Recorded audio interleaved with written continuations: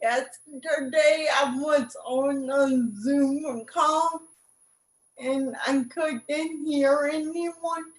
Can someone say something, please?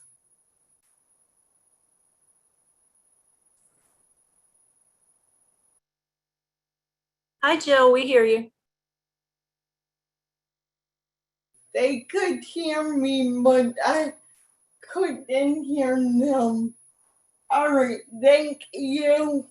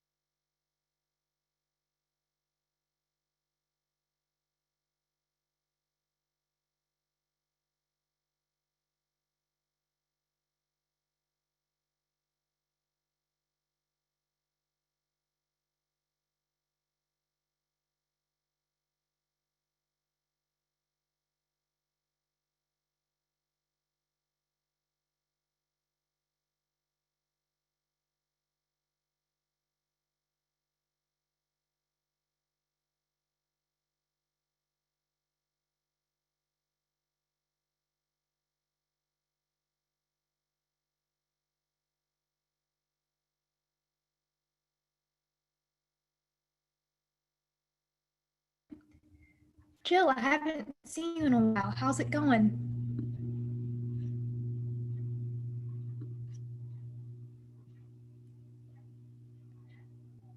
I think you're muted.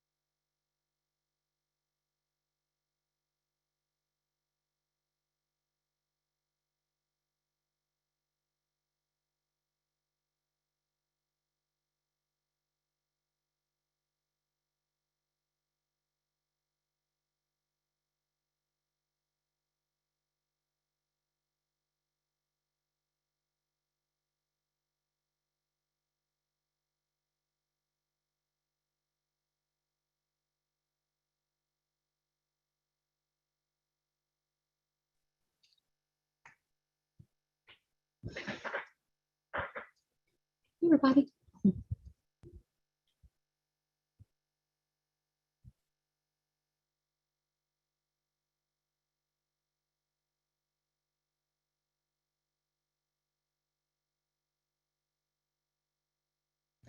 I see that it's 1 o'clock, but I think we're still waiting on a couple committee members, so we'll wait a couple more minutes.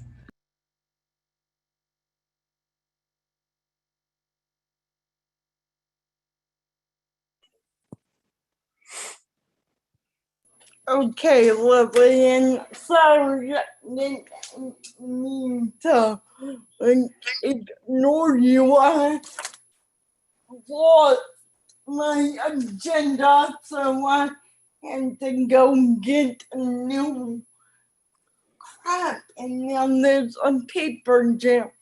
But I'm good. How are you? I'm doing good. I'm excited for the committee. What's new with you?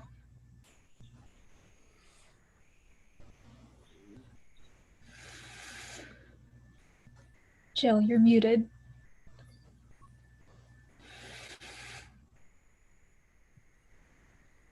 I got a job. Where?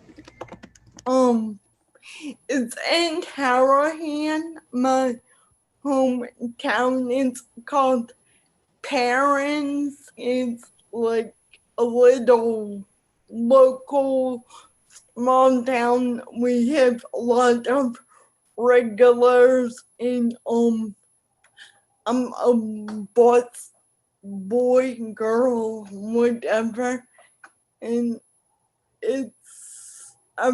she hired me on the spot.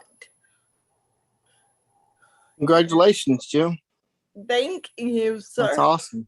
Thanks. So Good afternoon, excited. everybody. What is the official name of this committee? So the official name of the committee is the Youth Leadership Committee. Okay. And I was just notified that we have a quorum, so we're good to get started.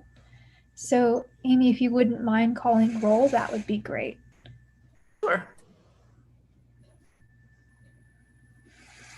Lillian Dejean, Here. Randall Brown, Here. Jill Hano, Here. Melissa Bayham, Here. Can you hear me? Here, can you hear me? No? yes, I it's very do. low. Okay. Let me work with my audio. Okay. Nicole Flores, Here. Sharon Delvecchio, Dylan Saunier. Here. All right. You do have a quorum. Okay. So first, I would like to go around and have everyone introduce themselves so we can all get to know each other before starting the meeting. So Jill, do you want to go first? Tell us a little bit about yourself. Hi. Actually, my name is Jill Hano. Council member, South Advocate Council member, Region 10, and I actually went to the Youth Leadership Forum in 2001. So I'm excited to be here. Thanks, Jill. The next square that I have on my Zoom, I don't know if it's the same for you guys, is Dylan. So Dylan, would you like to go? Hey everyone, my name is Dylan Saunier. I'm a self-advocate from Oberlin, Louisiana, and I'm excited to be here. Thanks, Dylan. We're excited to have you too. Miss Nicole, you want to go next? Sure. My name is Nicole Flores. I am a parent of a self-advocate, and I'm also a director at Families Helping Families of Acadiana, and I'm excited to see this get rolling again. It's exciting. Miss Amy, what about you?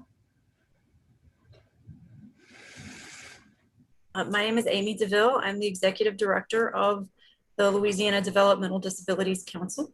And I am very excited to be a part of to be staffing the committee and helping you reach your goals. Mr. Chair?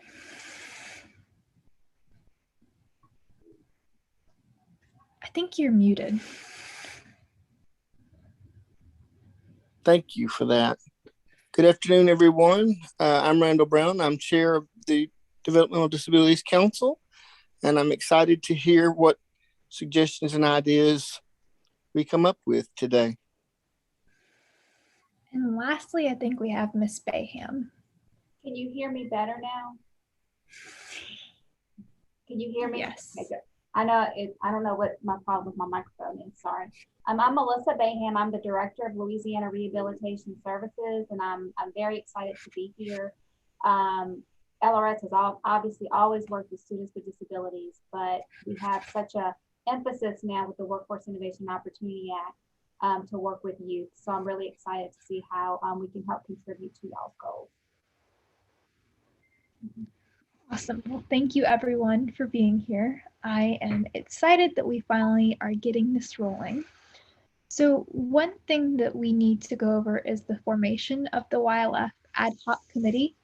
I believe it was discussed in an executive committee meeting and a full council meeting, but one thing that we do need to keep in mind is that later on we'll need to form a clear mission statement for this committee, what we want to do, what we want to accomplish, etc. But before we jump into that, I think it's really important that we all understand the history of our youth leadership programs here in Louisiana so we know what we're working with, right?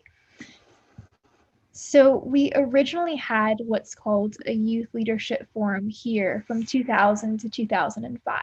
And what a youth leadership forum is it's essentially like a summer camp for kids with disabilities to learn self-advocacy skills. And it goes over a lot of different things. So you have your crash course on self-advocacy. Generally, they'll visit the Capitol to see how the legislative process works. They have a course on sexuality to understand that bit. There's a lot that goes into YLF, and it's a really, really, really cool program. And we had one here from 2000 to 2005. So I'm going to pull up a document that I'm going to share with everyone.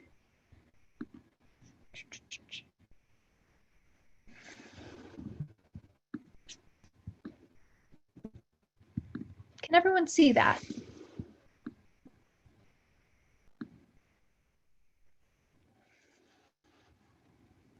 Yes or no? Are we good? Yes. I can see it. Awesome.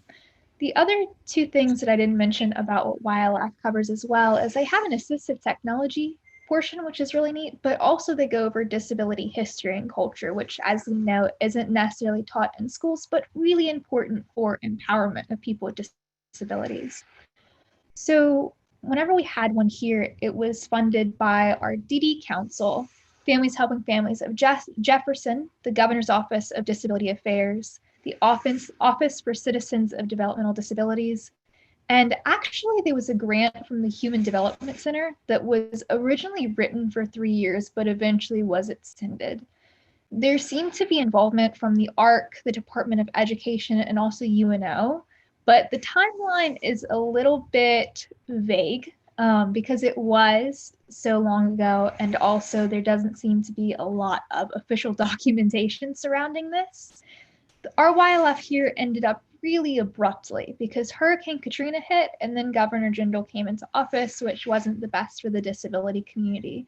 And there wasn't a sustainability plan. So there was no backup plans for what are we going to do if something like a hurricane hits and we run out of funding to keep this going. So now that we've kind of covered the background of YLF, it kind of brings us to where we're at today. We understand that the DD Council is having a hard time recruiting self-advocates, and we also have a lack of self-advocates in our Partners in Policy Making program. So from 2018 to 2020, out of the 61 participants, only 10 of them were self-advocates. But the really cool thing is that now we have this committee, right? So that brings us to today. I would love for this committee to be based around conversation, to be very grassroots. It doesn't need to be sterile. So how about we start drafting a mission statement? So I'm going to stop screen sharing. So I suppose now, Amy, how do you suggest that we move forward in crafting this mission statement? If you'd like, I can share my screen, and then as y'all, sort of come up with a mission statement, I'll just type it out so everybody can see, make sure we're all talking about the same thing. Okay. And then other than that, I mean, just as people have ideas, just kind of chime in.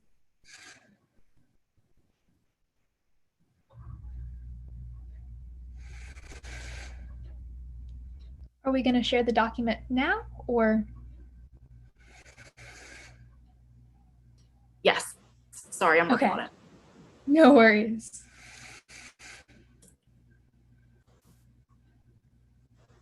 Okay. Can everyone see it? Yes, I can at least. Okay. Everyone else? I can also. Great.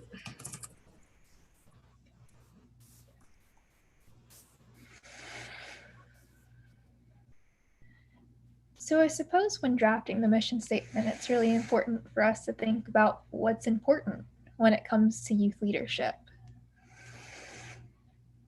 What do you guys think? What do you think is important for us to keep in mind moving forward when trying to create a YLF?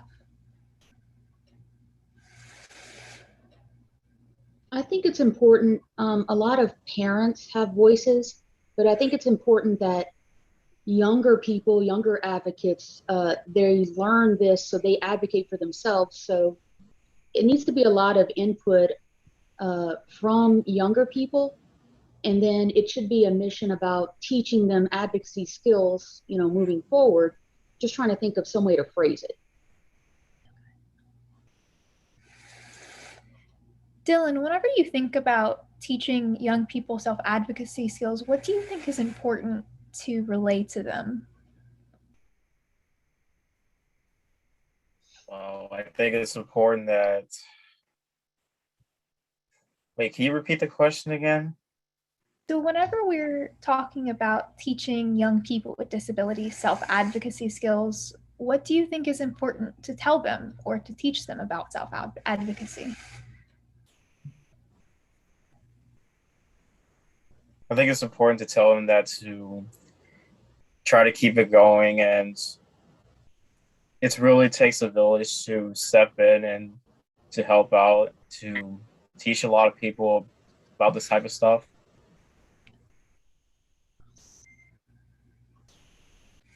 Teach youth advocacy skills moving forward in life. Maybe empowering younger people who have disabilities to enhance their leadership skills, as well as their skills in self-advocating.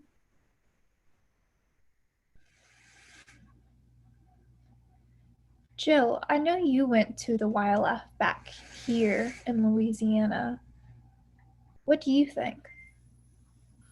My God, did I say 2001 because I want to stress 2001. Of all the topics you mentioned, the topic I remember once the most is when they took us to the Capitol because law is my jam. But I was just thinking, not from memory, but just thinking, like, this seems like an age where transition is so important, and also networking and like connecting with other self advocates with, well, obviously, and then for me, because we stayed at LSU, so we were in the dorm, and I went the summer before my senior year in high school. So for me, it was kind of a taste of what dorm, actually college campus life as a whole was, because like I said, we stayed in the dorm, so you got a glimpse of having a roommate, having to check into the dorm, and being away from your parents. So I just think the most important takeaway for me and for other youths would be mainly that transition period, and like I said, the example of what college life is because you basically, it's a week of dorm life, and in a year's time you're gonna be on campus and gonna and then do I wanna stay on the dorm? Do I wanna be away from my family? And if it is still, or this particular location that I'm staying at, is this an appropriate distance between me and my hometown? So, but I don't remember anything specific, but it taught you a lot of independence and against stress, transition enough, and connecting with other self-advocates. And for the first time, or and maybe this would be the first time you're getting a glimpse of advocating for yourself rather than your parents advocating for you. Thank you for that, Jill. I Did think that answer your question at all? Oh, absolutely. I Okay, because appreciate I think I went on a tangent. If I did, I'm sorry. No, don't apologize. Like I said, this needs to be like a conversation. It needs to be dynamic. And I think you bring up a really, really great note that, YLF is generally hosted on a college campus. Some states host it in a hotel, but either way, the concept is the same. Generally, this is the first time these students with disabilities are away from their families and totally independent, right? And you mentioned it kind of gets you thinking of, do I like to be away from my family? Do I not? So there's this element of self-determination embedded throughout the program where you kind of start thinking about what you want for your own life. And so I think we have a lot of great ideas here. Like Miss Nicole mentioned how, advocacy needs to be a lifelong skill. And Jill really mentioned that how important that transition piece is. Dylan mentioned utilizing your own resources. And I think we're all kind of going towards the same direction about self-determination, leadership, empowerment. So maybe we should start kind of forming this into a little bit more coherent mission statement about what we're going to do on the committee. So we have teaching youth advocacy skills moving forward in life, empowering young people with developmental disabilities to enhance their leadership skills with self-advocating, networking, connecting, and transition. So maybe we can say something like creating a youth leadership forum. The committee's purpose is to create a youth leadership forum that will teach lifelong self-advocacy skills,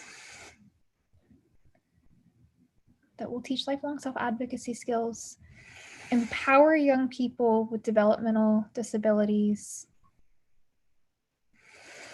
teach lifelong self-advocacy skills, empower young people with developmental disabilities. This sounds so far, you guys. I don't want to monopolize on the conversation. I would say don't forget the leadership portion of the attempt that we'd like to make, because leadership is key to that advocacy being effective. So it could be maybe self-advocacy and leadership skills.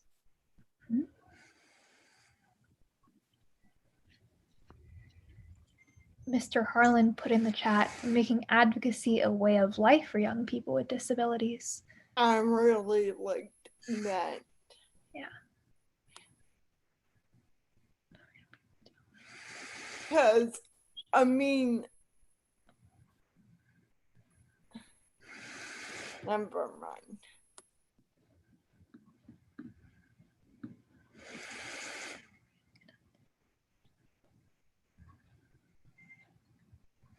Maybe we can say allow them to network and connect with other self-advocates.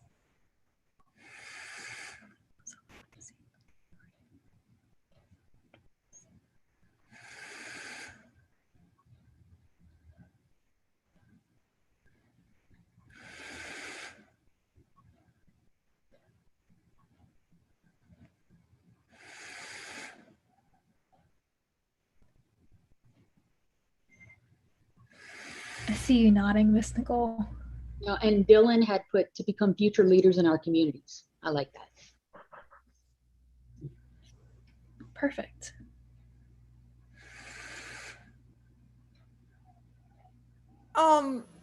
Since, I don't know, this could just be me, but,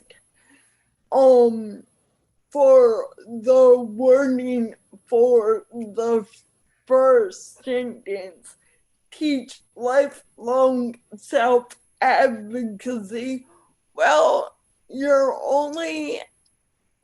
already 17, so like, I mean, I like it, but should we write, well, maybe not continue to teach, or possibly not, because this might be someone's first glimpse at all these pivotal skills. But you see what I mean? Because sometimes I talk out loud and it makes sense in my head. It totally makes sense what you're saying, because like something in the language, but then this works too. So I was just throwing it out there.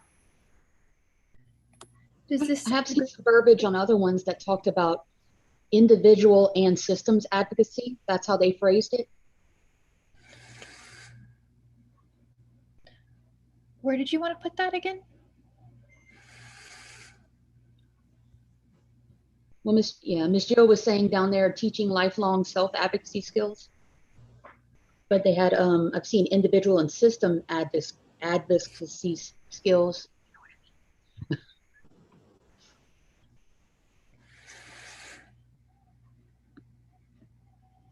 So instead of saying lifelong self-advocacy, we want to put individual and systems advocacy.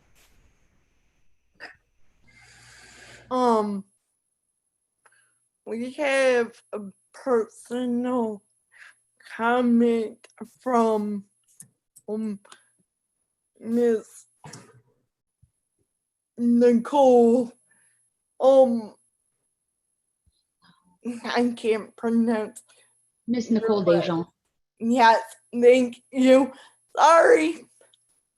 Instead of using the word allow, substitute with encourage or promote. And I do like that because allow just has allow when you can replace allow, you should. Allow it seems like you're asking permission to do something, doesn't it? Yes, like, and we don't want to do that. We are empowered. We are already leaders, so correct. We want to. And then she says, yes. You're welcome, Miss Nicole. Thank you, Jill. I think it's really important that we include Dylan's statement and the actual mission statement of becoming future leaders in our community. So we have that. Definitely. Because I think future leaders is such a impact, and no, such an empowering, not to sound like a nerd, empowering terminology. Jill, I use the term empowerment all the time. Are you calling me a nerd? You don't say empowering terminology. I guess you're right. And I think because we have, so they may become future leaders in our community, we can probably take out and leadership skills in the beginning because that last statement covers it. If everyone is in agreement.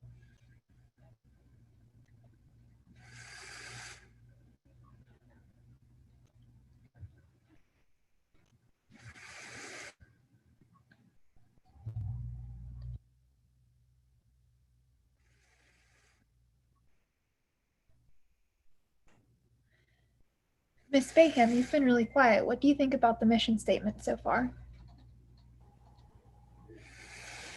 I really like it. I think y'all have come up with some very, very great ideas.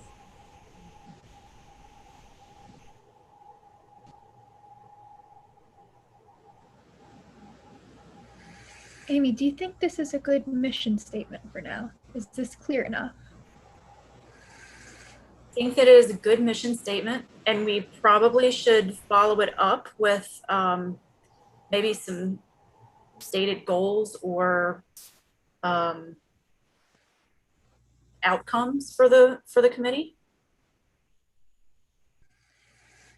Can you elaborate on what these outcomes may look like a little bit so we have an understanding on what we're brainstorming on? Sure. So you might want to talk about kind of how you're going to get to a place where you've created a forum that does all of these things. So what steps are we going to use to get there? So some of that is going to be working on decisions like, how many days do we think would be necessary? Where would we ideally hold this? Time of year we'd ideally do it. What topics will we want presented during this forum? What entities will we ask presenters? Like where will we want presenters to come from? Things like that. Does that help? Absolutely. So generic goals of the committee, I suppose. So I know one that we need to do is determine funding sources. I was thinking that.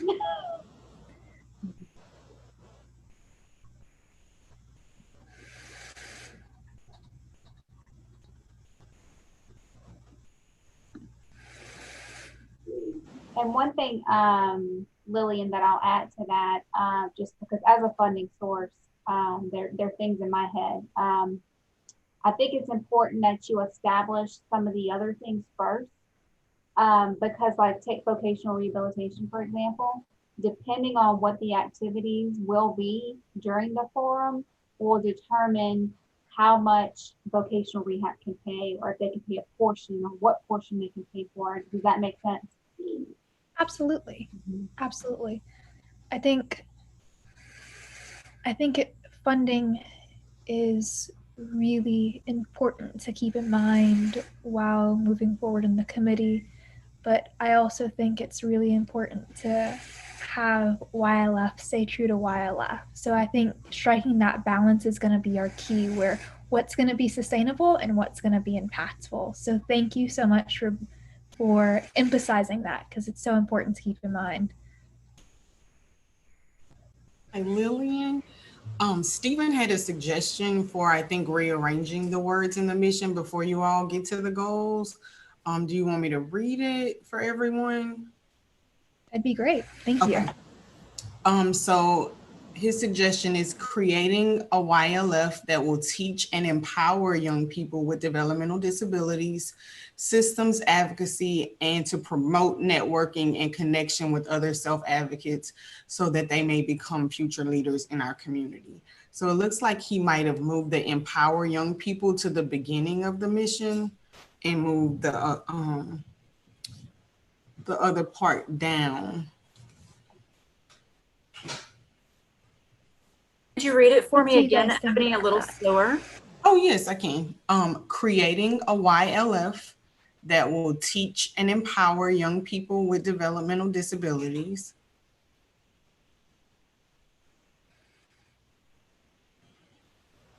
Okay. Systems advocacy.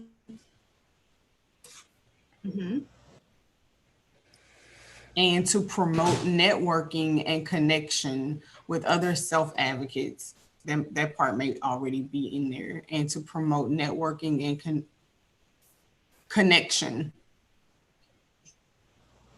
with other self-advocates so that they may become future leaders in our community. Okay. And Stephen mentioned he might be missing a word between DD and systems advocacy. Maybe it was individual and system advocacy. Is that what we had before? That is what we had before.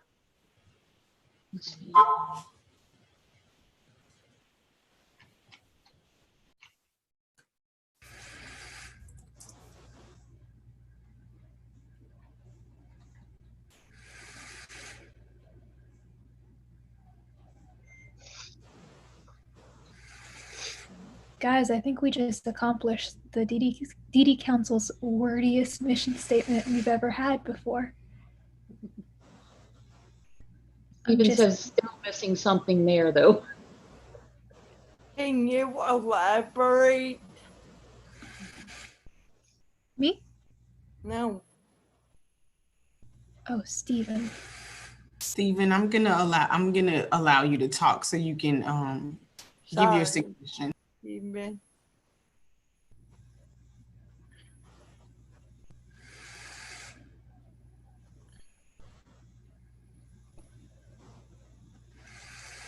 Hello, hello. Hello, troublemaker. I know, for real. I don't know. I just feel like I'm missing a word in there somewhere. If somebody can figure out that word, that would be awesome. But yeah, it would make more sense if there's a comma after advocacy, but they'll teach and empower young people with development and advocacy. and to I think you're right, Miss Nicole. I see. Like Yeah, and you're saying a word after you're saying a word after advocacy, Stephen.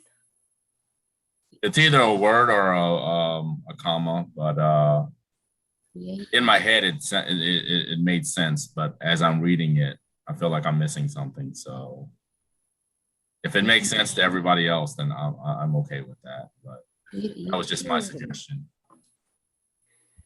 Instead of creating, wouldn't it read to create? Good point, Jill.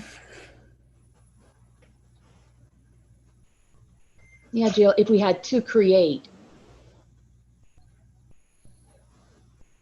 And then would that be, what's Stephenson be in lieu of everything else we said? Because I really like this.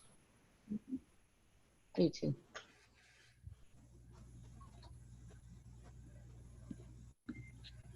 Using try.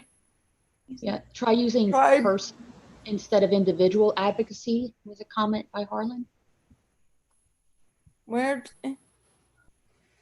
Personal. Mm-hmm.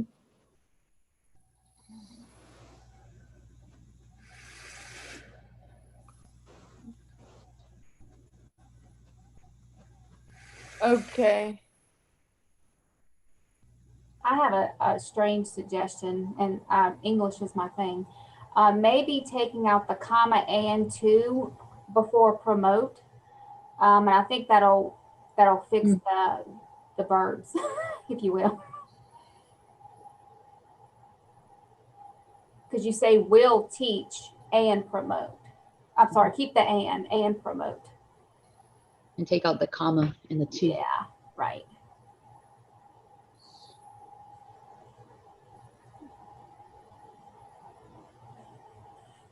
Maybe we can take out networking and, since connection kind of covers that, and it would make it less wordy.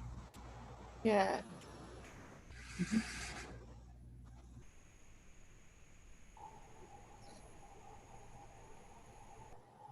Promote. No.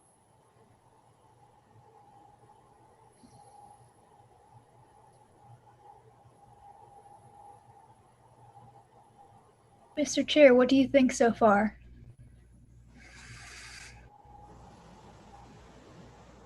Well, thank you for asking my opinion. I think it looks really good. I think y'all are doing very well. I'll be right back. Excuse me, y'all.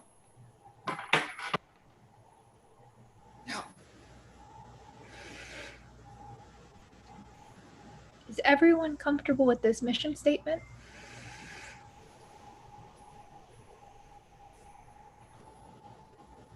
Maybe. Am I alive? Yes, we can hear you. Maybe after systems advocacy, insert the word skill with an S. Maybe that will make more sense to me in my head. Or as I'm reading it. That makes sense because you teach skills. I don't know.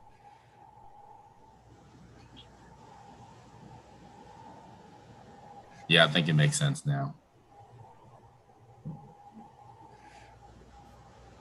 Maybe it made sense before, but I was overthinking it. Sorry. No, that was a solid suggestion. Thank you.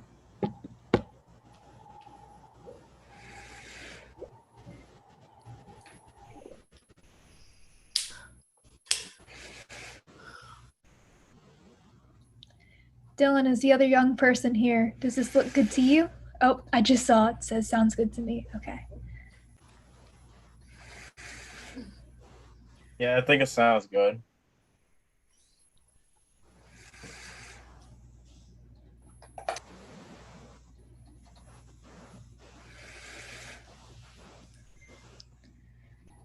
Okay. I do can I say one quick thing, but y'all, I don't know. Like, instead of promote connection, I did like promote the word networking more than the word connection, but I mean, that's just me. But it's what.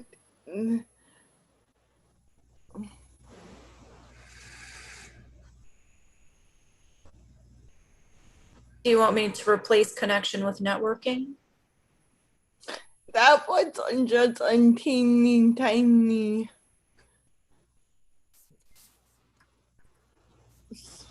Whatever, I'm just a pitter patter.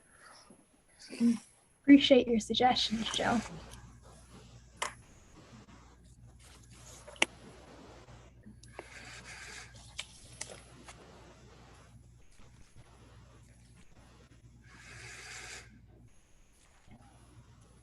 Steven says that he likes networking too. Hey, like, just like to agree with me, he knows I'm never wrong. So we have to create a youth leadership forum that will teach and empower young people with developmental disabilities, personal and systems advocacy skills, and promote networking with other self-advocates so that they may become future leaders in our community. I think we deserve to give ourselves a pat on the back. That sounds pretty good.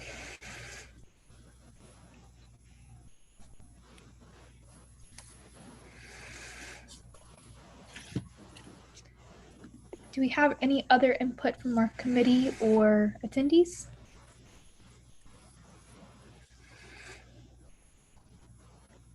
Mr. Harlan had a suggestion, since not about the mission, but about the goals, since you all were starting to talk about goals. He said format, planning, and scheduling might be a better term to use than goals.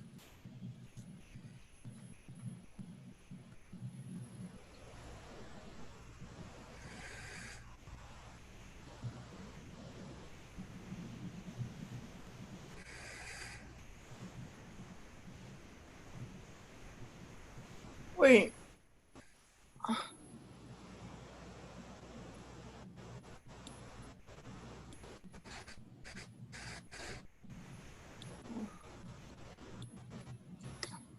Then Stephen has one more suggestion for the mission statement.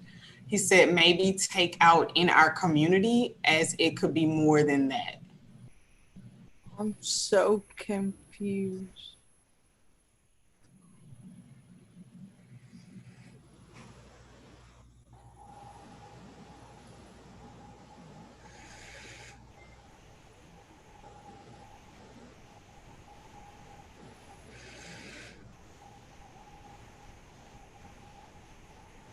Jill, I know you said you were a little bit confused. What do you need some clarification on? Where are we in the chat? I think we're a little bit all over the place in the chat, if I'm being honest. Okay. So Mr. Harlan's suggestion was a little bit earlier. And Stephen's suggestion was just now. Because my chat keeps going back. Okay. Okay, cool. I think I got it.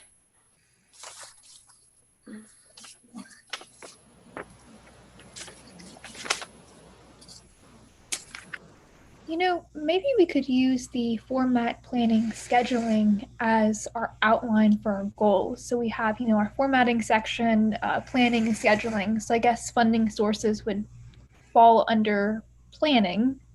Brainstorming of topics would fall under format. Does that make sense to you guys? Yes, Can Lily. we I was thinking I'm sorry. Jill, what were you saying? Can we put A in the agenda back up in B? The first draft the thing you shared, because the first thing I would do is reach out to the funding sources that funded it in the 2000s, and because those are still viable agencies, and I think that those are really like reliable sources that they might be interested in funding. Again, if you say, hey, we are trying to reestablish this program, because I did notice that all your funding sources were partners with the DD Council. So I was thinking, for funding, you may want to reach out to like HDC and the government office of disability affairs, and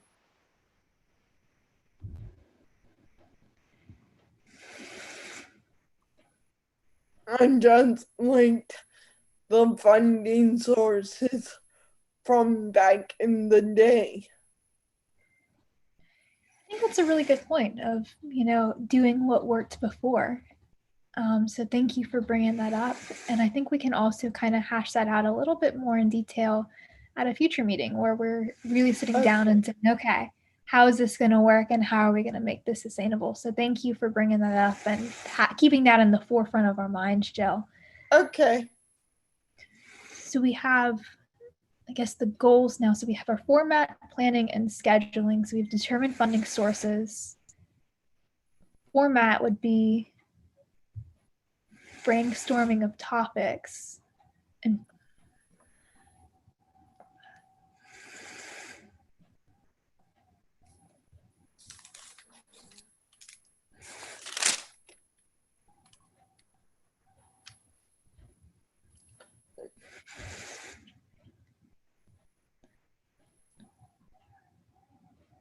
also how long it would be, I suppose. Right. I was thinking format could also be the length of the forum and perhaps even your location. Absolutely.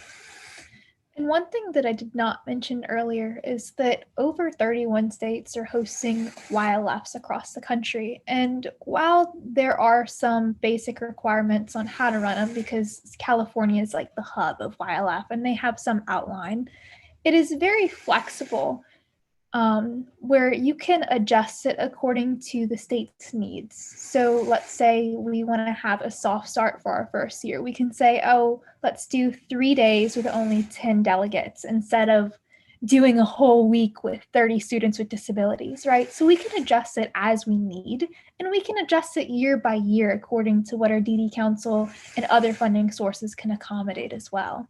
How do you spell length? LENGTH?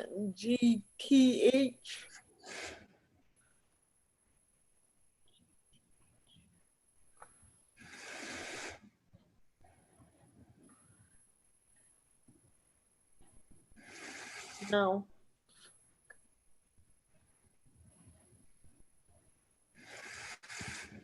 What about how often y'all meet? Kathleen Canino says.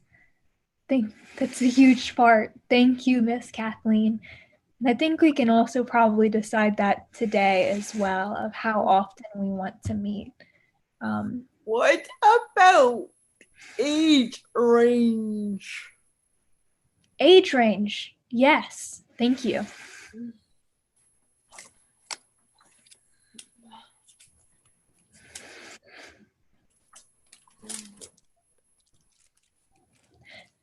And part of planning will also be outreach too. What avenues do we want to conduct outreach through?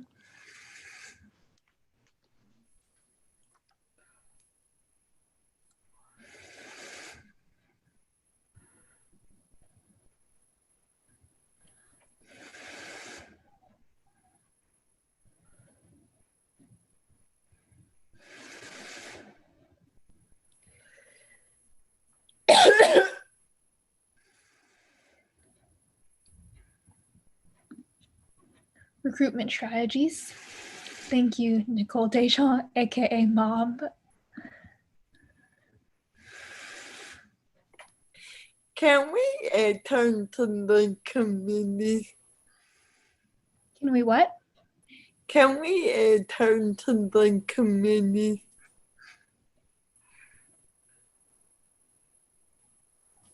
If she would like to be, I'll appoint her. Oh.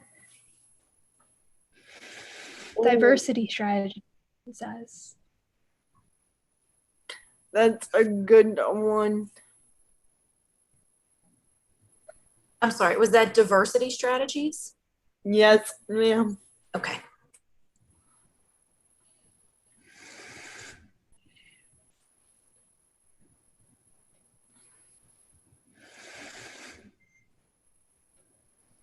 And then maybe a general idea of when we think whatever format we come up with, when it might happen.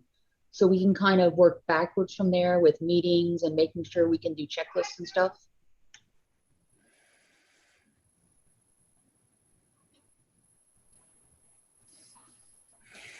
Maybe possible dates can go under scheduling. Does everyone agree with that? Yeah, that's what I was thinking. Then I think the location would fall under scheduling too. Or maybe not. Yeah, maybe like specific location would fall under scheduling, but whether it will be like a school or a hotel would be format. Does that make sense? All right, yeah. Or under you can write in parentheses school versus hotel. Maybe under format.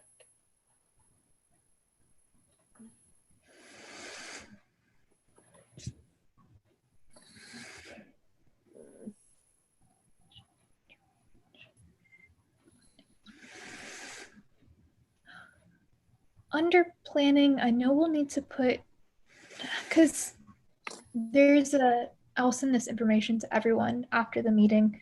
I know that the meeting was incredibly short notice, and that's why I wasn't able to provide all the documents. But there's a quote unquote manual online. There's a National Association for Youth Leadership Forums. It was originally headed by California, like I mentioned earlier, and it kind of gives an outline on how to run a forum, all the additional supplemental documents. But one of the things that they mention in this manual is that you need to notify California of your intention of starting a youth leadership forum before you start one. So that's something that we definitely need to do. So, would you need, something notarized from Bell saying that, hey, this is what we're, a proclamation from the state of Louisiana? I'm not sure it actually has to be from the state. I think it has to be from the organization that's intending on starting it, because who, like what sort of organization that starts it depends on the state. But let me try to pull up this link. Now I have the criteria for the affiliation or replication of the YLF. And one thing I did notice too, one of the required things was that students with every kind of disability, as defined in the Americans with Disabilities Act, are invited to apply to participate. So we might need to alter the mission statement based on the requirements. Oh, that's a really good point.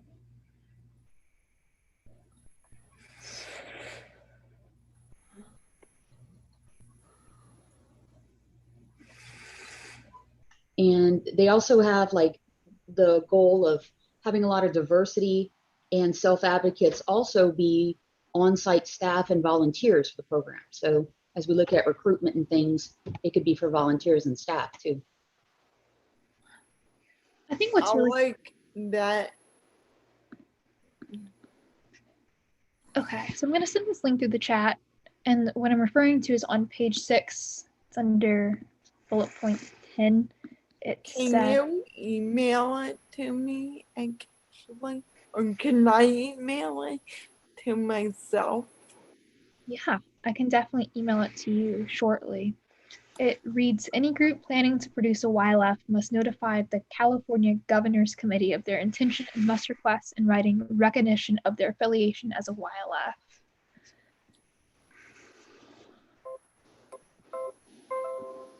Oh. Yeah. So I guess we can't just like go rogue and start our own YLF just for fun, right? Mm-hmm. How is my computer on yellow?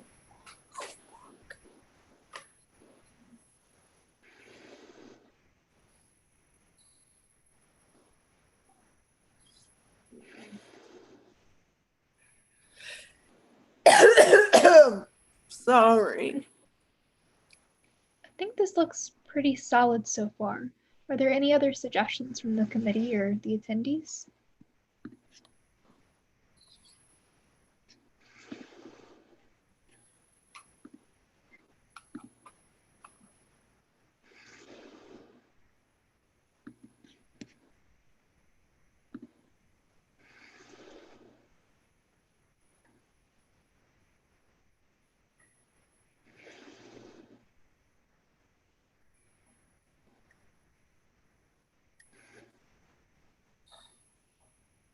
No, later on in the agenda, tentative timeline. So I think we'll be able to go back to this kind of bullet point list or a timeline where we say, okay, by 3 months we want to have X, Y, Z done, or by 6 months we want to have these other bullet points done. So this can be kind of our guideline.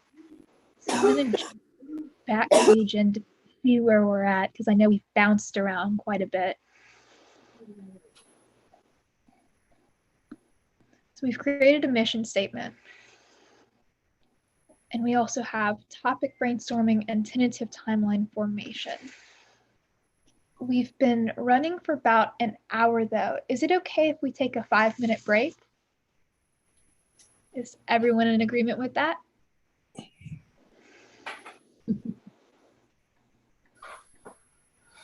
Fine with me. Sure, we can take a break. Okay. I didn't know if the weird staring at Lillian in silence was like a yes or like, no, let's stay on Zoom. So thank you. Okay, so I guess we will reconvene at 2:05. So I will see you guys in a minute.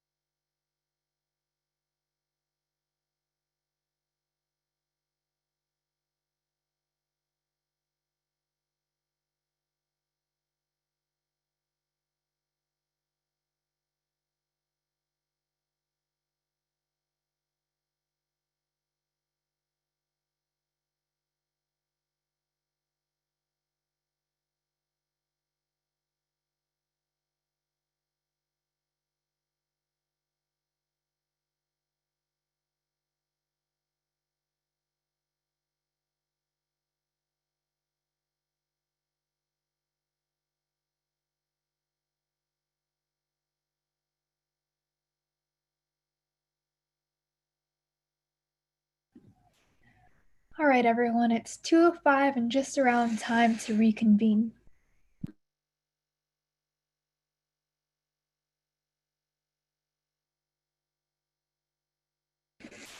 I guess I'll give everyone a minute or so to come back to their computers. Oh, hey, Dylan.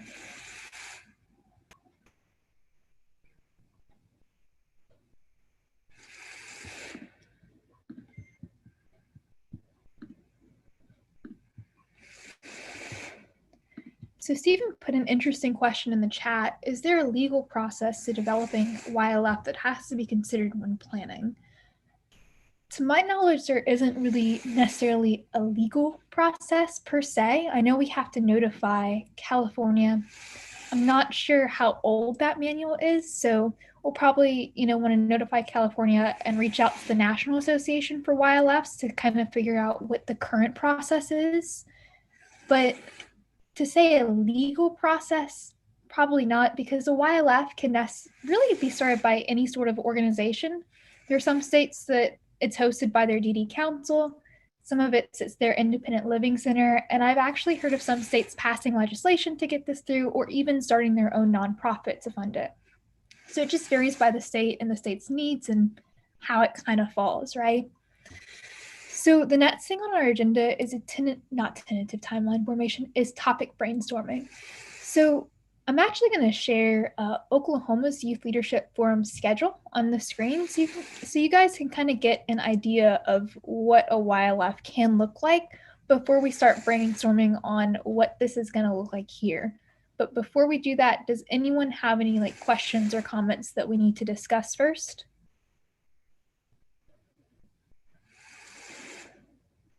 Okay, it seems like we're good to go. So I'm going to try to pull up the Oklahoma Youth Leadership Forum schedule, but I'm also notoriously bad at screen sharing, so please bear with me. Okay, can everyone see this? Yes, we can see it. Okay, thank you for the verbal confirmation. So it starts off kind of slow. They meet with GOLT, which is kind of the fiscal agent, welcome, introductions. And I've attended Oklahoma's Youth Leadership Forum for the past 2 years. It's been virtual because of COVID. But I think one really cool thing that they do that we won't be able to do our first year is alumni share. They get alumni who have previously been to Youth Leadership Forum to share with the new delegates or the new youths going through the program what they can expect from the YLF, and really just share how exciting and life-changing it is, because the kids who come into YLF are not the same kids who come out of it. It's really, really powerful, the transformation that you get to witness because of the skills that are taught. So if you notice too, they have pictures in the middle, which I think is a really important thing to note when working with youth, is that a lot of our literature in our advocacy world isn't super accessible or fun to youth, especially youth with disabilities. So we use a lot of legal terminology, or we'll use alphabet soup on the DD Council like OCDD or even DDC. And to youth just coming into this world, it can be kind of confusing and intimidating. So they utilize pictures too. So it's a little bit more accessible to individuals who may not be able to read or may not know all the, bulky lingo that we use a lot of the time. So they talk about YLF, they prep for YLF. There's a lot of small group activities and team building activities. So that's kind of where that networking comes in that Jill was talking about. But Derek's a really cool speaker. He talks a lot about self-advocacy and really just what that is. You'll notice the working together, toxic waste, which is a team building exercise. You do a lot of mindfulness. Then you'll notice the Why Does It Matter, Carly Putnam. That's the legislative advocacy portion where we talk about what our government does, how to reach out to your legislators, what can legislative advocacy look like. Let's Talk About You that really talks about mental health, which is really important in our disability community because, as we know, mental illness is much higher in our disability community than our able-bodied community. They also talk about Your Good Life, which is one of my favorite parts about YLF because it's what the delegates want for their life. What does a good life for you look like? And this can be anything from, do I want to travel? What kind of job do I want? What kind of people do I want to surround myself with? Capitol Day, bill discussion, they'll go to the Capitol.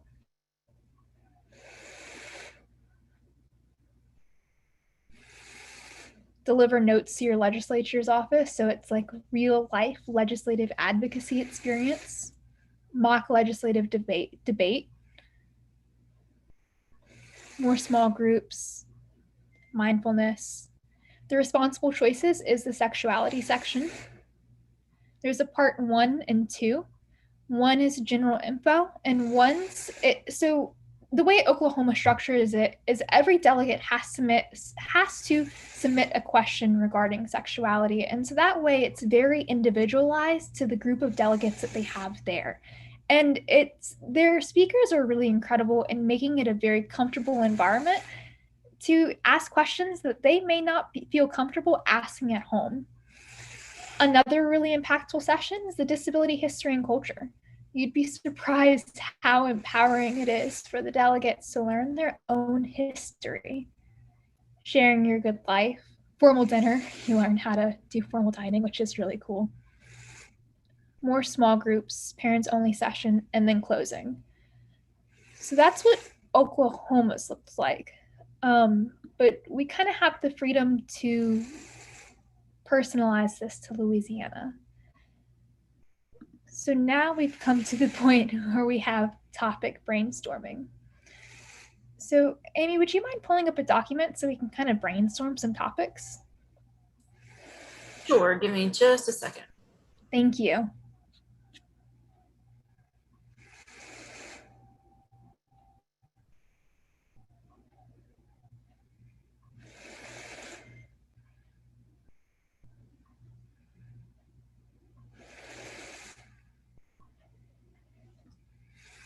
So while Amy is pulling up the document, there is a comment in the chat from Miss Corley, which brings up 2 issues that I would like to discuss briefly.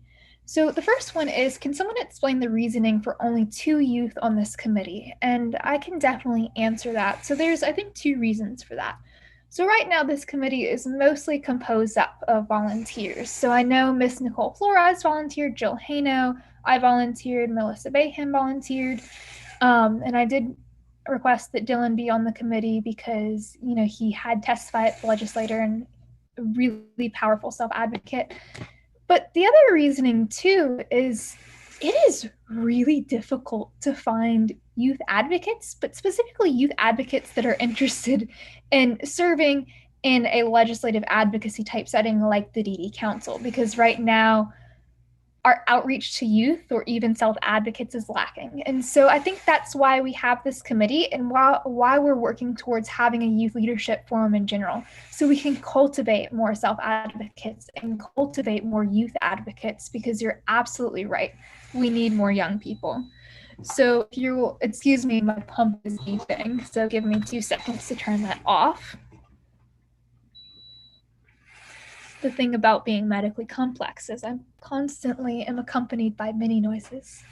So then it says, additionally, we need to increase the diversity representation of this committee. You're absolutely right. And that's something that we can definitely work on in between now and our next committee meeting.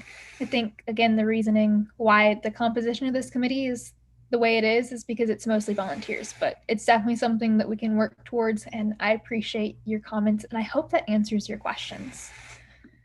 So as far as, oh, hi, Mom. She says, I think it'd be very powerful to include something like Your Good Life session. Absolutely. So if we could put that on the screen, that's great.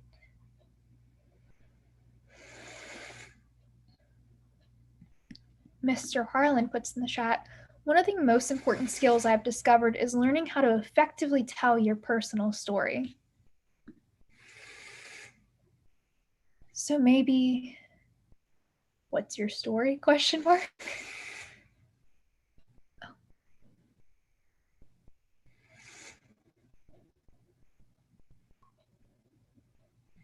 I think our disability history and culture is going to be a key one as well.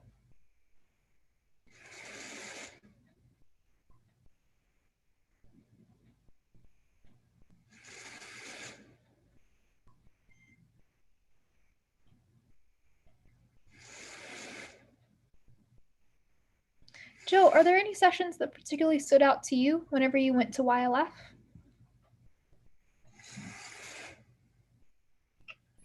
Just the legislation one, but like background on me is I've been obsessed with the law since I was 17. So, of course, the legislation was huge, but I of course remember, oh, Stephen had a good topic, but I of course remember there were socials, but I mean, nothing really. But Stephen did share a comment for topics. Shoot. Sorry, on my phone, my laptop won't charge. Your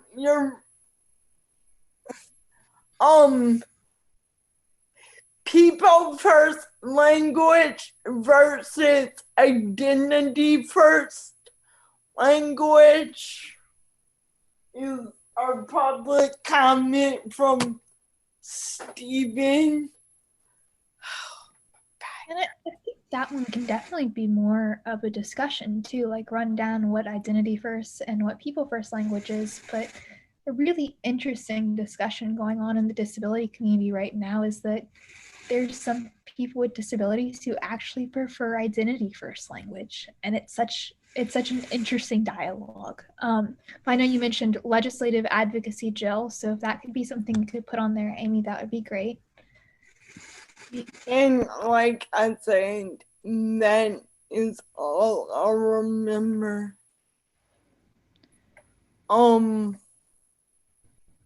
So Ms. Corley put teach them disability law, which includes history and culture.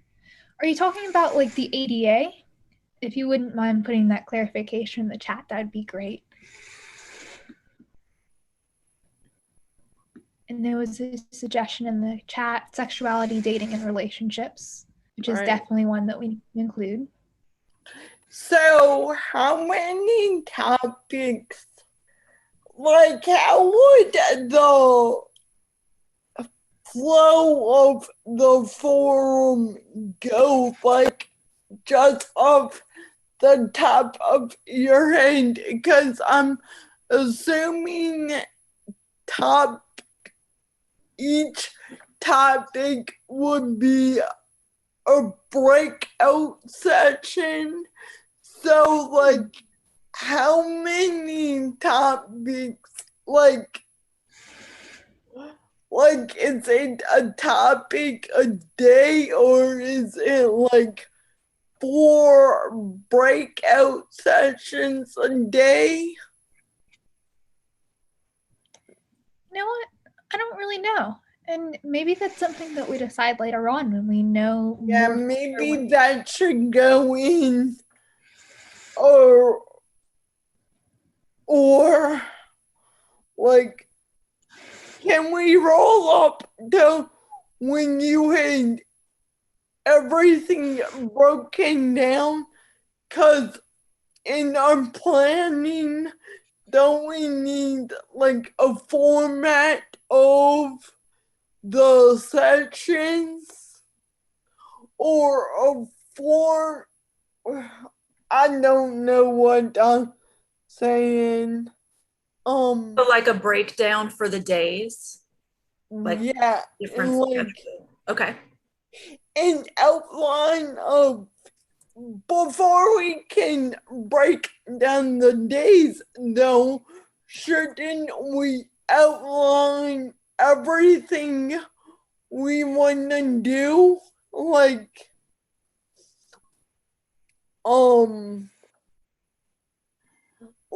have 10, pick the number of topics we need. Yo, I'm talking too much. I'm sorry. Never mind. You're definitely not talking too much. We need all the input we can get, right? So thank you so much for that input. And I think it's going to be really important for us to form a solid schedule later on with how this is going to be structured. Because if we don't have a set structure, we'll be a little bit lost, right? So again, thank you for keeping that in the forefront of our minds. So wait, what? Oh, we have some more public comment. Yeah. So one is mental health self-care. Right. And Miss Corley actually gave us some clarification on what she meant, which is she said they should actually be taught all disability-related laws, including Civil Rights Act, ADA, IDEA, 504 rehabilitation, etc. I think this is a really interesting discussion about what specifically should be taught regarding laws. I think the most important thing, by teaching those laws, that history and culture is included. Whenever we talk about history and culture, it may be that history and culture includes those laws. So teaching, the 504 sit-in or the Capitol crawl that led to the passage of the ADA, because the ins and outs of the laws, my concern would be that the legal in and outs of the laws may not be super exciting or accessible to youth. And so while it's really, really important for our professionals to be educated on what these rights are, I think our key will be figuring out a way to make rights and laws accessible and engaging to youth. We don't really need to cover the Civil Rights Act just because the Civil Rights Act actually didn't include people with disabilities. I think that was passed in 1964. It didn't cover people with disabilities. The first federal legislation that included people with disabilities was that Rehab Act that you mentioned. So I think whenever we teach that disability and history and culture that includes how these laws came into action and formation, we can definitely include what they cover and what rights they cover. So thank you for that suggestion. Miss Nicole Flores, you've been kind of quiet on the topic of topics. Do you have any suggestions?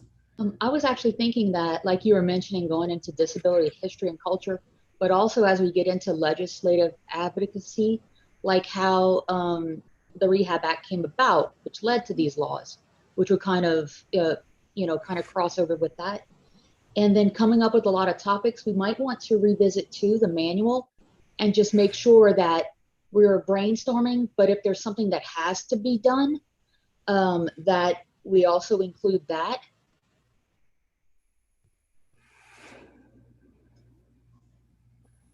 And I know that employment and independent living skills were included in some of the YLFs as topics.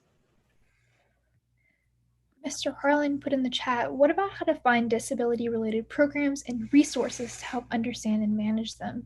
I think that really speaks to what Dylan was saying earlier about, using the resources that you have, How do you find those resources and what resources do you have currently?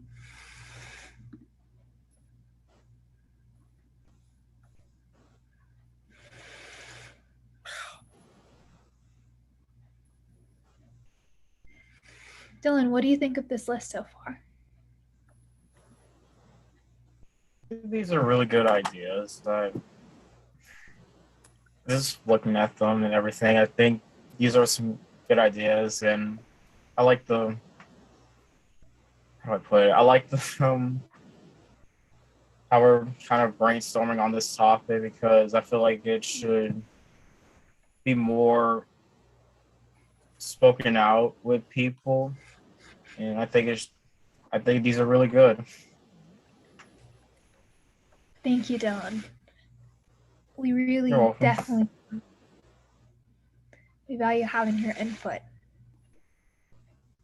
Oh yeah, sorry if I'm kind of stuttering too. I'm kind of nervous at this, and sorry if I'm not really talking a lot in this either.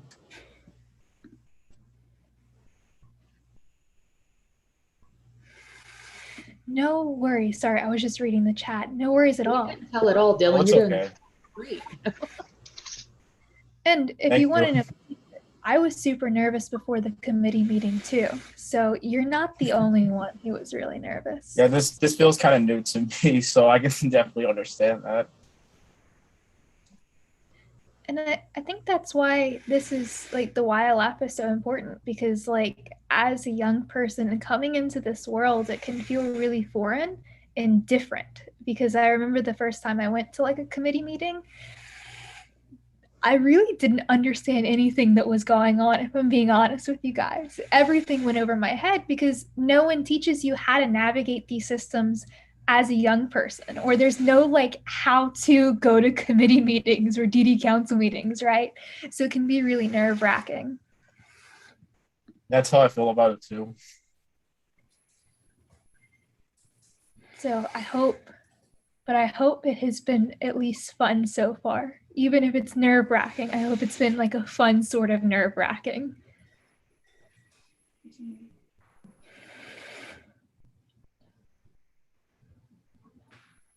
So Ms. Corley let us know that the Civil Rights Act was passed in 1964, but that changes were made to include individuals with disabilities.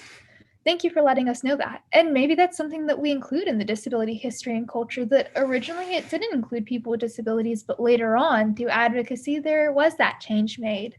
So we appreciate that input because that definitely keeps things in perspective.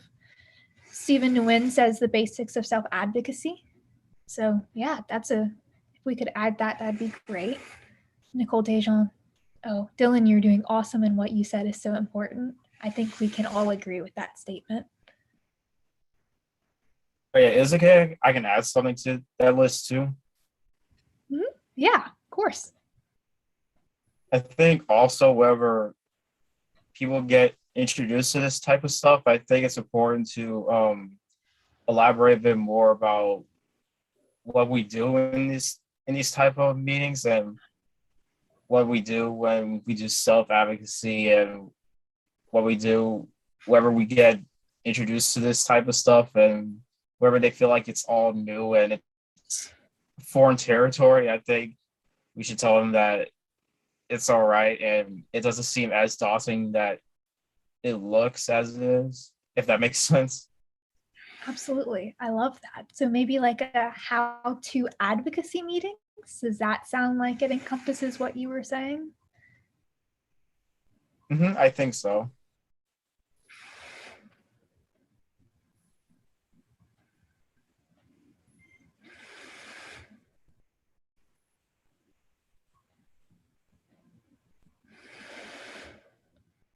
Mr. Chair, do you have any suggestions? I think y'all are all doing great. And no matter how long you serve on a committee, you'll be nervous because you're wanting to do good.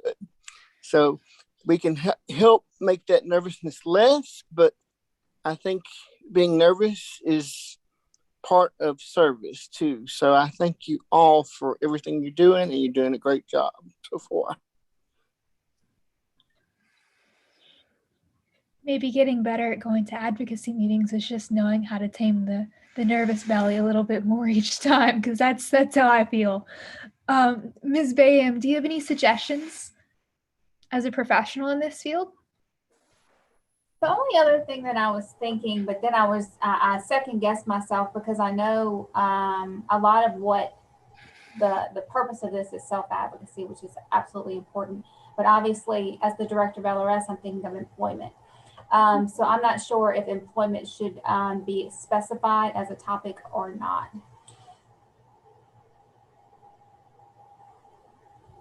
Yeah, I think that's a great idea, just because, I mean, employment's a huge part of self-advocacy and self-determination, figuring out what you want to do for the rest of your life. So, because I mean, instruction in self-advocacy is one of the required pre-employment transition services that we provide to students with disabilities.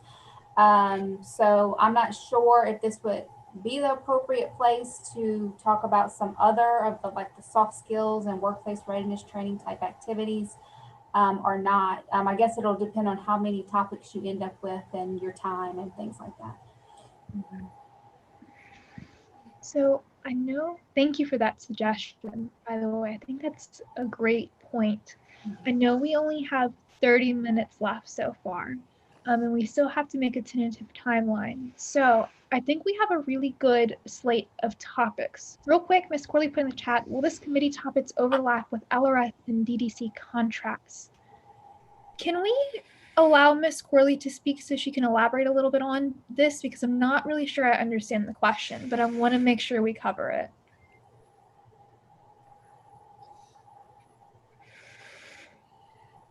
Hi, Ms. Corley. Hi, how you doing today? Thank you so much for allowing me the opportunity to speak. I'm inquiring on, because I'm looking at the topics that we have right now from brainstorming, and a lot of those topics are already being addressed by some of the contracts that the DDC has, as well as some of the things that LRS actually address. So I'm just inquiring on if we're duplicating services that we're already paying other entities to address. Because if so, then we cannot address them. That would be no reason for their contracts, and then we would have to eliminate those contracts. So right now, like the topics with sexuality, dating, and stuff, those are actually addressed right now through a DDC contract, along with people first, language, and all of that.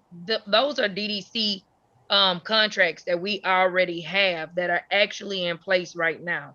So I just want to make sure that we understand that we'll be duplicating services, and we can't do that. That would be something that will put us in a very bad space with the federal government. So I think we may need to look at that, and I think that the chairperson and the executive director may need to address that.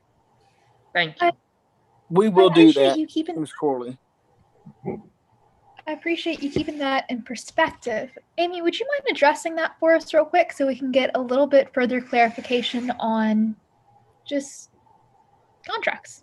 So one thing that I will say is the forum is not currently in our 5-year plan. It's not currently in our action plan. So we have multiple steps to get through before we actually implement the forum.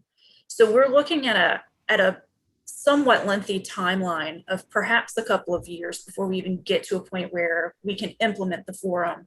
By the time we have it all planned out and get it into our 5-year plan and have found funding sources and things like that. So we have contracts on these things now, but we may not necessarily have contracts on those topics at the time that the forum is implemented.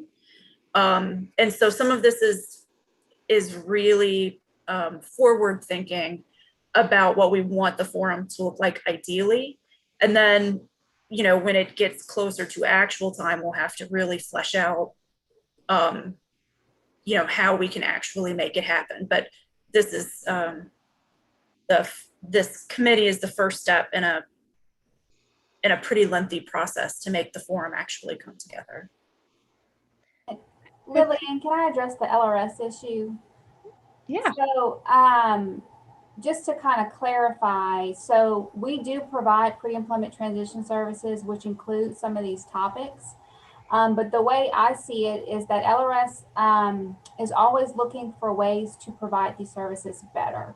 So we have community rehab programs, and we have some third-party cooperative arrangements through certain school districts that provide some of this. But we still lack a lot of quality places or arenas such as this to send our consumers to get some of these skills. So I think it would, and I know what you're talking about with the duplication of effort, but in this case, this would just be a way for our clients to choose, if they would choose or they'd be selected for the forum, this would be one way for us to provide those pre-employment transition services to them, if that makes sense. Thank you for providing that clarification, Ms. Bayham. I think one important thing to keep in mind as well is that right now the DD Council isn't necessarily, we don't have many contracts for youth specifically, if any. So like we may have our sexuality training contracts, but we don't have the same for youth. So it may not necessarily be a duplication of efforts because the population that is serving is adults. And so it's kind of new territory. So thank you for keeping that in the forefront of our minds. And I appreciate, Amy, that explanation, and Ms. Bayham, your explanation as well, because that definitely provides further clarification. So now that we have our topics slated, perhaps we can move on to the next agenda item of our tentative timeline. I know we mentioned earlier potentially going back to our planning, scheduling, that 3-tiered goal section of the document to figure out our 3, 6, 12-month goals. So Amy, if you could pull up that section of the document, that would be great.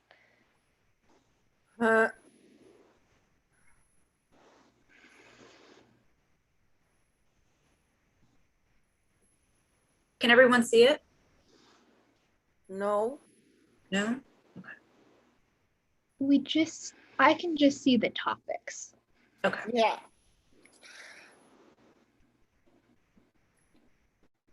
I have a question though. What's your question, Jill? How, and I just don't understand, like, if the DDC, if this is just, if the forum is a separate entity from the DDC, and then we're just providing information, like it's not contracts, right? Like I just don't understand. That would, can I answer that for you, Jill, or try to? Yes. Yeah, it's all going to depend on how things are funded, and we don't know that yet. And so, of course, the executive director and I will, of course, keep on top of how things develop and make sure that there's no duplication of effort, as Ms. Corley rightly pointed out. That's our duty to make sure that doesn't happen, and it won't happen. Okay. But right now, we don't even know where all our funding sources will come from. Right. And so, like, it was like Ms. Amy said, this isn't even on the 5-year plan. Right, but there is, let me say, there is a way, even though it's not specifically mentioned in the 5-year plan. The 5-year plan we are currently about to pass, hopefully at this next meeting, next week, in fact, is very broad. It has very, it's designed to be broad in nature so that programs like this could be implemented sooner than waiting for it to be specifically mentioned in the next 5-year plan. So I do want to make that clear. There would be ways for us to be involved and get it involved in our current plan. But what is true is that we have to be in next year's plan to do so. You know, we have an individual plan every year of what we do. So the 5-year plan we're going to hopefully adopt soon has wording, has space to provide for something like this. So I want to make that clear. But you would have to specifically address it in your next 1-year plan. So it is true the 1-year plan we're about to implement does not include it specifically. And so I would say that gives you this next year to formulate all these questions and figure out where your funding's coming from, where you'll meet, how you'll meet, in what way. All these things will be ironed out. and then you'll come back to us and say, we're ready to do this, and here's how we'd like to do it. And we would like your commitment for some funding. And then we can look at, say, next year's 1-year plan, which will be here before you know it, the planning committee, putting that in there so that we do say specifically that YLF is a priority and here's how much we're going to put toward it. Thank you for that explanation, Mr. Chair. You're welcome. I think it's really important that we keep all of this in mind moving forward, understanding where our funding's going to go. But I think for now, we can simply focus on our tentative timeline. Alternatively, for our 5-year plan, I know that there's, flexible language in there, but Miss Amy, our ED, did explain a process to me earlier if the DD Council wanted to specifically have a YLF funded in our 5-year plan. So would you mind explaining that to us real quick so we kind of have a better understanding of what that timeline may look like? Sure. So it sort of like how Mr. Chair was explaining it, it sort of depends on how we put it in. So there's, we have a 5-year plan that we will hopefully be ratifying at next week's meeting. And once that 5-year plan is in effect, we have a 1-year action plan that we're starting to work on as of October 1st. For the year after that action plan, if our 5-year plan is broad enough, we can perhaps put this into next year's action plan as an item. And then we just go through our regular procedure of having to, put things out for comment and ratifying that.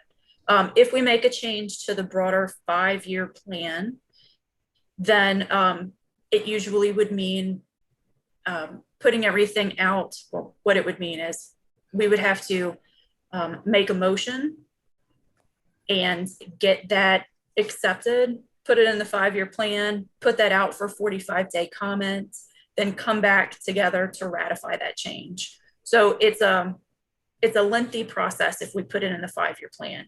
But sort of like how Mr. Chair said, if we can put it in the 1-year action plan, it is an easier process.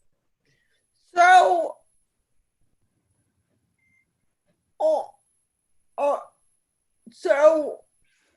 our FY23 plan starts October 1st, correct? This October 1st is our fiscal year 2022 plan, this fiscal year. That is correct. That's what I meant. I swear. And so what you would do, and what I would recommend that you do, is that we would make sure that, because the wording is broad enough, the language is broad enough in the 5-year plan to accommodate this, what you're trying to do. And so I don't think you need to add it there, because it would extend the timeline, and I think needlessly so. But you have the 1-year plan coming up. The planning committee for that will come up before October. So it'll be the fall that you'll be deciding the 2023 action plan. Well, that will be where I'd recommend we talk about this. Because by that time, hopefully this committee will have decided what you'd like to see the program be, how you'd like it to carry out. And you have something to tell the planning committee. Here's what you'd like us to do. And here's how much we think it would cost.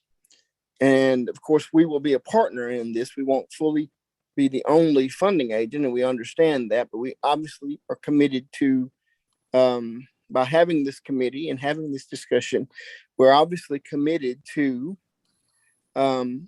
seeing this is carried out. So I'd recommend, once you all have decided how you want the program to look, what you want it to do, all these things are planned out, then I would recommend going to the planning committee when it meets and making sure the chair is aware, myself, and Ms. DeVille is aware of what these decisions are, and we'll carry them to the planning committee, and then the planning committee would give its blessing for this to be in the 2023 action plan.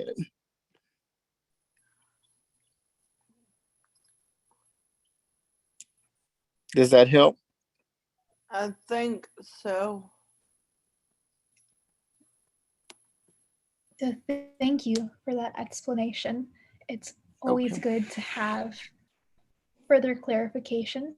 So I understand that our next agenda is a tentative timeline. However, I also know that we're pushing up against our 2 hours. We're at about 2:45 and the meeting's supposed to end at 3.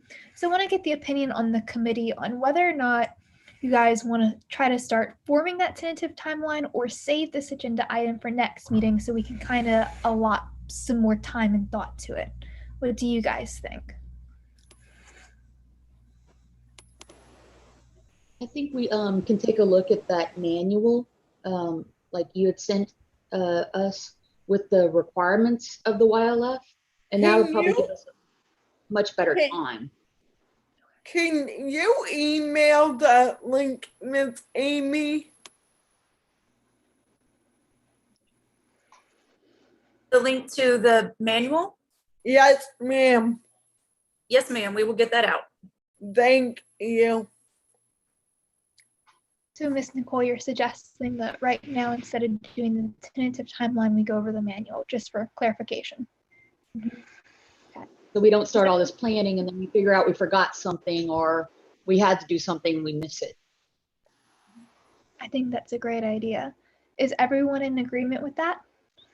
I really like that. I agree with it too. Okay, cool. So I think we need to. One thing that you do need to agree on is when is the next time you would like to meet? Yes, thank you. Or rather, how often, I think that was in our chats way earlier, but how often we do want to meet. I mean, because I don't know, Mr. Chair, is this like what we did today gonna be discussed at the full council meeting? I'm going to say in my report that you all had your first meeting, but Okay. but as far as any type of work, I'm going to be general about it because you're just starting. Right. It's up to this committee how often you meet. Okay. It's up to the chair of this committee, which would be Lillian, and the members of this committee how often you meet. What do you guys think?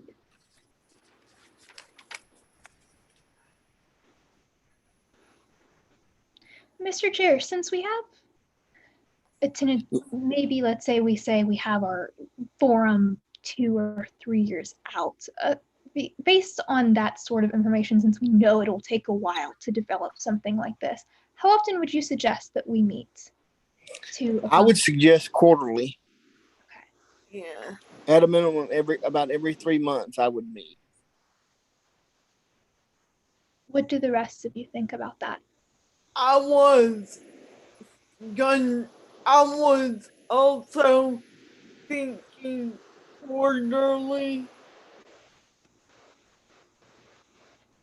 The reason I suggest that is it's going to take you time to study all these things and get the plans in place. And so I think every 3 months is a good place to say you can have the information and data ready that you might need.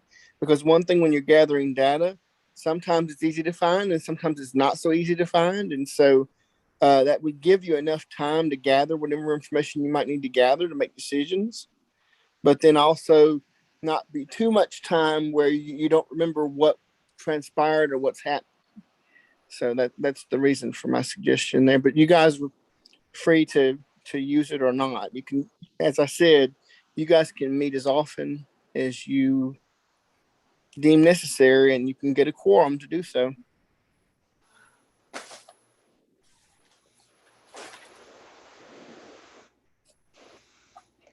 Miss Nicole, what do you think? Quarterly is good too. Didn't we, Miss Amy was mentioning about the October 1st action plan. They start the action plan that day.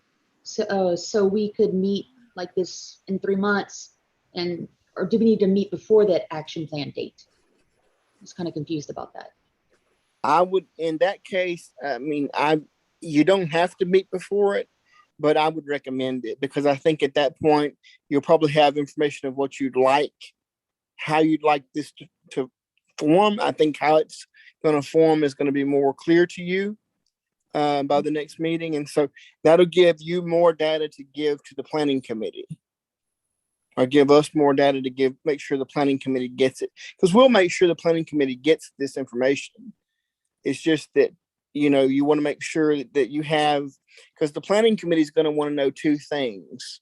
What would you like us to do? And how much is it going to cost us? Basically, there'll be other things they want to know, but a planning committee is really interested in those two things with everything it looks at. So I'm sorry, Randall. So, I think it might be helpful to meet before they do. But again, I mean, just to get on a quarterly rhythm, I don't think will hurt you. And, Amy and I will be in contact with Lillian regularly, because she's chair of this committee, thankfully, and doing a great job. So but we'll be in contact about how we can assist her in this committee and gathering data and whatever way she might need assistance with that. Okay, so I think it sounds like we'll be meeting around quarterly, but a little bit before October next. That sounds like a plan to me. I'm not really sure now we have time to go over all the requirements in the manual, but I will be sure to send our DD staff all of the information, like the Oklahoma schedule, the history of our YLF here, and the link to that manual to everyone, so everyone has that information moving forward and we're all on the same page. And then, can I make a suggestion? Yes. Randall said that the planning committee is gonna look at cost too. So I think that it might be helpful to have maybe like 2 or 3 meetings. Say 2 meetings before before the planning committee meeting, so we can or does the planning committee just look at price tags, or is that part of our research? Well, I think you're going to, in researching, I think you're going to talk about cost at some point, I would think. And then this will go, all your suggestions will go before the executive committee. And so, because you're an ad hoc committee, so there'll be time to get this before the planning committee. I wouldn't worry about the planning committee. It hadn't even been formed yet. I'm just letting you know that a planning committee looks at those two things along with a lot of other factors. Those two things I mentioned, cost being one, is something that the planning committee will ask about. Okay. That's all I'm saying. So don't panic and think you have to be all ready for a planning committee meeting. Not necessarily. I mean, you obviously want as much of this. You want as much of this done by October as you could reasonably achieve. But I mean, don't think you have to have it absolute. But before a planning committee meets, it's just I'm putting that on your radar that a planning committee is going to ask you, what do you think the cost would be associated with the program? So we do have a public comment from Nicole Dejean. It says, when everyone is doing research on their own, I think we need to remember that YLF is supposed to meet youth where they are at. Information that is meaningful to them and effect with other youth and mentors with disabilities. This is a powerful experience that helps you see the immense possibilities for their lives. I think obviously that comment encompasses everything that YLF is about. And I think one really cool thing to mention about YLF is one of the requirements is every speaker at YLF is a person with a disability. So you are learning, right? Isn't that like the coolest thing you've ever heard in your whole entire life? I mean, it was for me. Sure. Because I know, at least for me, I'll go to conferences on disability and it's professionals talking about disabilities with no person with a disability talking about disability. You're right. It really does make a difference. Absolutely. For youth to have those role models of other people with disabilities who's been there, done that, and is just rocking it, right? So I think that's what's so exciting about this committee is we get to kind of start making that change. And so Right. I think that's an excellent note to kind of start closing on. So does any of the committee members have any final comments?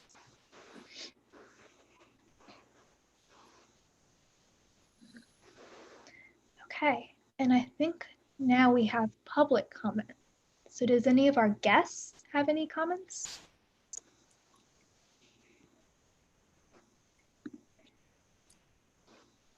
We do have one comment in the chat from Miss Tamisha Victorian. She just says, I agree with Nicole. Thank you, Miss Anisha. All right, guys. Well, we just had our first successful YLF committee. So congratulations, we did it. Yay. So I guess I will see you guys a little bit before October, and we shall be sending out all that extra documentation that was mentioned. You'll see us next week. Yeah. Oh yeah, the DD council meetings. Oh yeah. Oh I got Everybody, before you go, I just want to congratulate you. This is hard work, and y'all did really, really well today, all of you. Thank you. I'm very proud of all of you. Thanks, Lily. round of applause to Lillian for doing it. You're going places, my friend, and I'm so glad to witness it in its infancy and just like I think we've got some good work going on. Thank you, Jill. That means more than you know. And so thank you to the committee for taking the time today to do this. Thank you to Dylan for being like the other youth on the committee. Your voice is so important. And thank you to our attendees. Thank you for Ms. Corley for those suggestions, to Mr. Harlan, Stephen. Thank you, Mom. I appreciate all of you guys for these suggestions and comments. I can't wait to see that on YouTube. I can't hide it, right? Like we have the same last name. So it's just gotta be honest about it, you know? I was nervous because I was gonna tell you, oh, your mom has a comment, but that's pretty unprofessional.